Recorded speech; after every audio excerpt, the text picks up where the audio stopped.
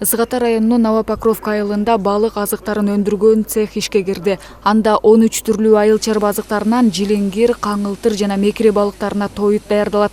Ишкананын өндүрүмдүүлүк кубаты саатына 500 килограмм азык чыгарууга жетет. Вот это есть процесс экструдации. Для чего? Чтобы легче усваивалось. То есть легче она самая, да. Экструтталган, тоголоктоштурулган, чөгүп кетүүчү жана калкып жүрүүчү тоюттар. Ошондой эле калдыктардан кайра иштетүү жолу менен алынган балык унун колдонуу тармактагы жаңылык. Но она, конечно, эта линия очень сложная. Мы ее реализуем. Албетте, бул өтө татаал. Биз ишти баштаар алдында кытайлык адистерден кеңеш алдык.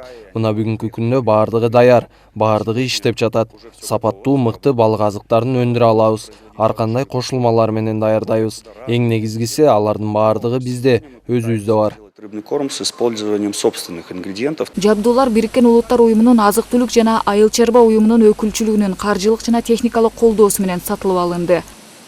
Поэтому вот Негизи балык өстүрүү өнүгүү жолунда, бирок жем тоют маселеси ар дайым аксап келген. Ошондуктан бул цех мамлекеттик жеке менчик өнөктөштүккө эң жакшы мисал боло алат. Эмне үчүн жеке ишкерлик базасында айыл чарба министрлигинин колдоосу менен ачтык. Мында биз жабдууларды алып бердик. Эми өндүрүүчү балыкка тоют чыгарат дагы, анын бир бөлүгүн мамлекетке берет. Аны мамлекеттик балык чарбаларына жумшайбыз. они будут выпускать корма. Айыл чарба министринин ордун басары белгилегендей, өлкөдө балык чарбасын мындан ары өнүктүрүү колго алынып, тийиштүү аракеттер көрүлөт.